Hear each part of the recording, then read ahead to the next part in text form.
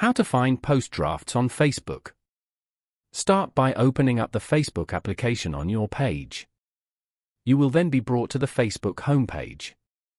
Here, you can view and explore pages and friends' posts. On this page, go to the status box at the top. Then, tap on Photo or Video. From here, you can choose photos and videos from your camera roll. Choose the photo you want from here and then tap on Next at the bottom. Now, tap on the Close button at the top left corner. Here, tap on Save Draft. Your post has been saved as a draft. Now, tap on the status box again. As you can see, your saved draft will open over here. Here, you can manage the post settings such as post audience. Once you're done, tap on Post at the top right corner.